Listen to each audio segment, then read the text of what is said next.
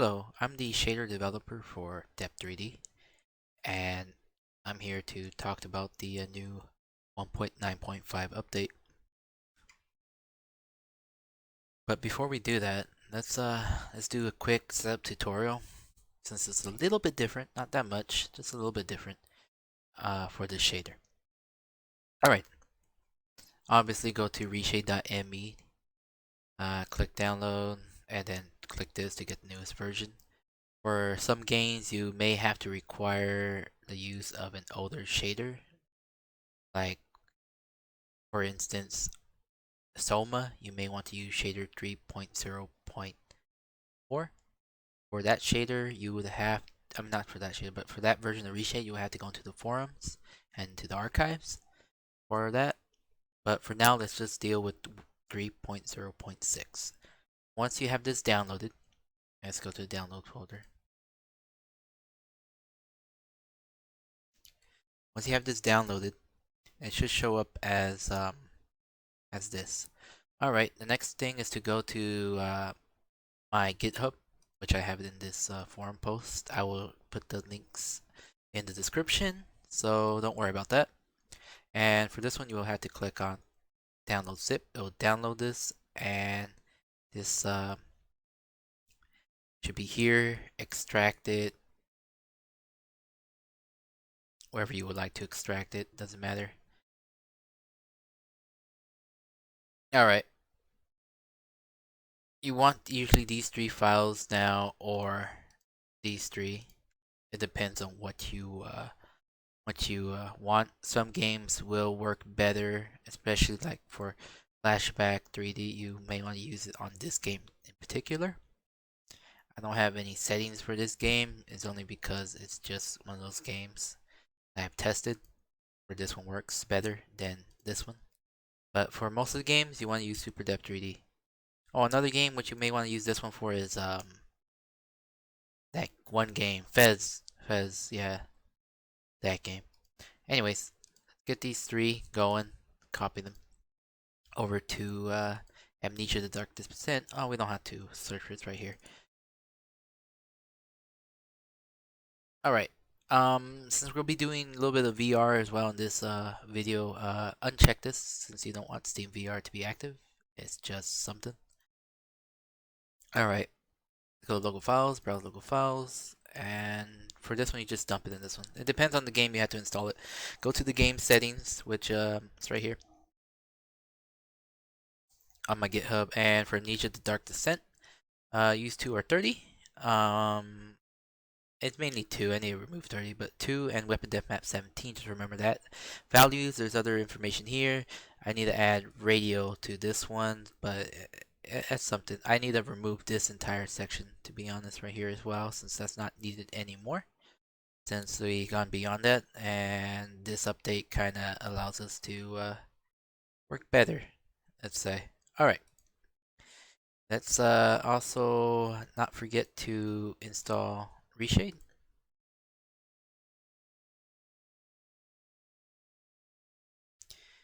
Yep, let's override the existing.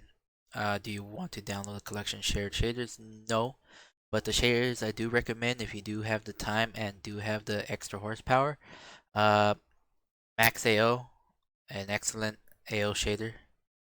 Clarity, it should help out clear up some things. And SMAA are the ones I recommend. Other than that, you do whatever you like.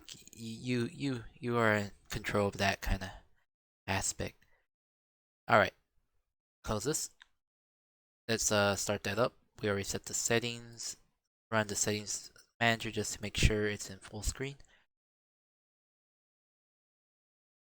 Or not full screen. Well, whatever. It works like that. It's not full screen, but that's fine. It'll work. Well, let's launch this.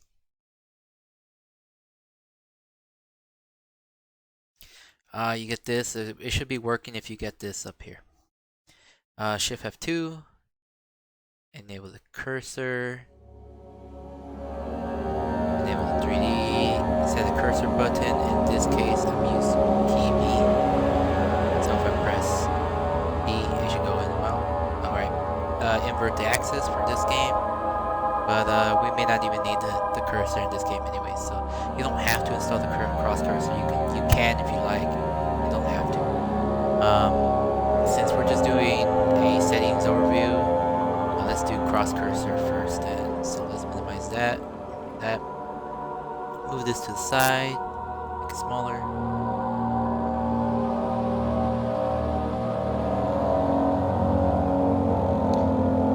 All right.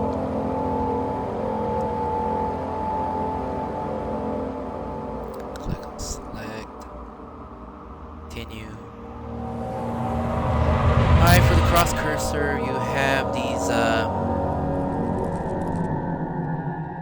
let me make sure it's recording. It's recording, yeah. Alright, we have these options here, for cross cursor, SuperDepth3D, and that. But for the cross cursor, the main thing is size. You can adjust this to whatever you like, even max it out to some weird, crazy number, or make it very small. Negative, I don't know what does that. That does nothing. But anyways, make it to 15. Shows it properly. We already have that inverted. Let's change the color of this to actually just make it green. See, that works. You want to have this before everything, because once you enable Depth3D, you see that it splits behind. But if you do not do that and do it the other way around, it kind of does this. This is what you don't want. Okay, let's put that. This is why order is important. Memorize this order, or it's pretty simple. You don't have to really memorize it. Anyways, let's disable that, turn that off, and go to Depth3D. Alright. It was depth map 7, depth map 2 and weapon depth map 17. There is a tutorial for understanding the depth maps and how to adjust the weapon depth maps and adjust it, or make your own custom depth map. I will not go over these settings here, but I will leave this as is right now. Alright, so let's max out the depth to 30. You can override this and make it like 50 or whatever you like, but more distortions, the higher the depth map you go. I recommend 25 as normal max. I don't see any more difference from this one compared to 30, but I do like playing it at 35 because me personally, it is what I'm used to. Perspective should be half this number, so say if it's 30, it'll be 15, negative 15 I should say. There you go. And for this occlusion mask, this has changed, it's now automatic. You can turn it off if you want a little bit more frame rate. You can turn it to normal, which is on, and that will be basically a normal disocclusion mask, and then one based on a radial disocclusion mask. In this instance, since we'll be doing VR, I recommend a radial disocclusion mask. Alright, now let's go into depth map. Let's turn off the mask for right now so you can see it clear. The new option in this, the new thing is that this is using SSAO or AO, or a version of AO that I have worked on that suits my needs for this game in particular. Not this game in particular, but for my shader in particular. You can turn it off here, obviously. You just have the regular depth map that's on the right. But to merge them, turn them on, and they'll show up on this. As AO power to the right, it basically decreases it to the left, it increases it. I recommend just leaving it at default, or don't do that, but leaving it at default. The spread increases the radius of, or the fall off of the AO. 2.5 max. You can always like override these and do insane amounts, but that's not what you want. Let's do that. I recommend 1.5 as default. It works fine for me. It looks fine for me. I don't mind it. This AO is just the fastest I can make it. It's not very pretty. That's why I'm not gonna have it overlay over the actual game. For that, I recommend MAXAO, which is a beautiful beautiful shader that allows you to add more depth to the game. Doesn't make it look flat. Alright, but other than that, that's there, that's set. That's pretty simple. Alright then, so that you understand what are the depth maps, I need to change the description of that, but so that you know what happens when you change depth maps right here, it's basically different depth maps that are for different games. I should click more than 13. And these depth maps may look better to you, maybe not. Like depth map 15 looks a little bit close to the other depth map, goes a little darker. That clipping I explained in the other one, that's due to the weapon depth map, but it's very low. It's not something you really pay attention to. Does it show here? Yeah, it barely shows it. But yeah, that clippings only does do the weapon depth map. If you don't want that kind of clipping, you will turn off the weapon depth map. So basically turn it off, and you will not have that. But that is mainly for well, this is mainly for using a weapon or a candle or something in the game. Whatever you're holding in your hand, it doesn't clip that much. It's hardly noticeable. All right. Once that's set, let's go to turn this off and explain the outputs. Alright, edge selection. To show this, I will exaggerate the depth, turn this to 0, and you see in the middle of the screen, it would be, you have this dark black edge. That is not, some people do not find it desirable, and the way to mask it is to use mirrored or stretch edges. I don't mind it, so I just leave it at the black edges. Alright. This changes back to what I had before, because we're gonna explain the other settings. Like display mode, 3D display mode is quite straightforward. It's side by side, top and bottom. Line interlace, checkerboard, and anaglyph. For the option downscan is for line interlace and checkerboard. Say you set your screen to a resolution of 4K, then downscale that to 1080p. You may want to use one of these three options.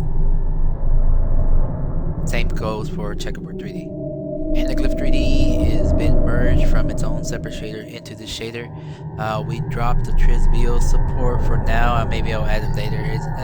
To me, it wasn't very good, but it's there. I'll see if I'll add it later. For Anaglyph, you have the options of red and cyan, dubious red and cyan, green magneta, dubious green and magneta. If you guys want other options here for glasses, just ask in the forum and I'll add it. It's not too difficult to add. Now, desaturation is what it does. It desaturates the image to black and white is 0, and 1 is fully saturated regular color. You could override this and just crank it up, I guess, but I don't recommend that unless you want a real colorful image. That's something. Alright, now for eye swap, simple, turn it on, it swaps the eyes, turn it off, and that's not swapped. Alright, AO on off, basically turn it off, on kind of deal. If you want the best performance, you will want to basically go to this occlusion mask and make sure it's off, and AO, ambient occlusion, make sure it's off, and you should get a pretty good frame rate with that, since both of those settings are not in use. I wouldn't do that. It's already uses very little frame rate as it is. I use radio mask most of the time, normal mask in other games. It just depends on the game that you're playing and what you like. Sometimes even off is preferred. It just depends on the output of the game. Alright, this switches back to normal mask, and for me, I'm gonna put it to 35, just the way I like it. It's all of this here, all these settings are made for you, so that you are able to cater this to what you like.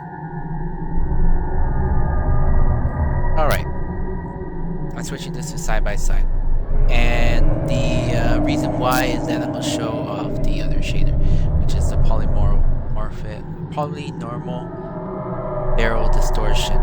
This shader basically distorts the game and so that you can use it on your headset. The settings for that are here. You need SuperDepth to use this shader. This should be last in the list. So cross cursor, SuperDepth3D, and polynormal distortion. The reason why I did this because you don't want to have all these different options to do this. It was already confusing as it is. It's already confusing as it is.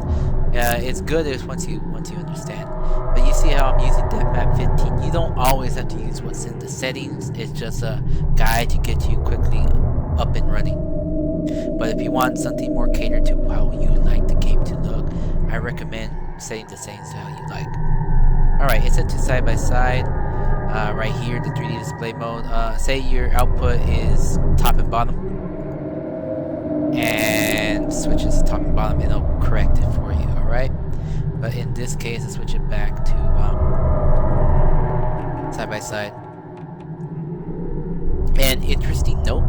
So say some of those old side-by-side games you had on your 360, when the era when they had the 3D games out and going and running and all that fun jazz, you could have a capture card, capture that, like that AverMedia 1080p, 60 FPS capture card, and I believe you could inject this into one of those applications like OBS and have this set up for your head-mounted display.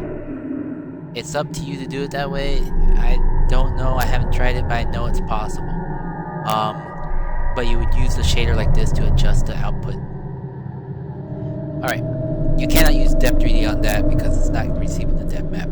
Games that you will get 3D effect will have to be a game where Reshade's able to accept or retrieve a depth map that's able to use, but without that, it will not work. I'm going to work on a game-specific 3D for a simple game called Undertale. But that's later, and I need to see how to do that. That's not going to be easy, but let's try to add kind of a pop-out effect to that. Alright. Because that was requested in the forums. If there's something that you like, you can also request that in the forums. I'll look into it. I'll either tell you no, maybe, or let me look into it and I'll give you an answer later. It just depends, alright? Another thing I'm also going to say right now is that if you speak a different language from English, I would like your help in translating this shader to your native language. It would be nice to do that so that other people are able to use it. The only ones I can do myself is Spanish and English.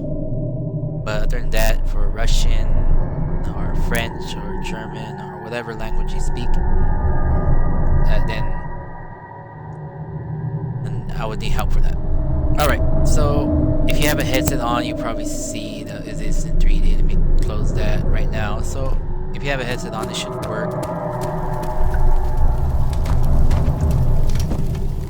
And right now, you see I have the Steam VR thing on the bottom right. Let me just minimize that. Alright, now let's talk about streaming this to a headset. So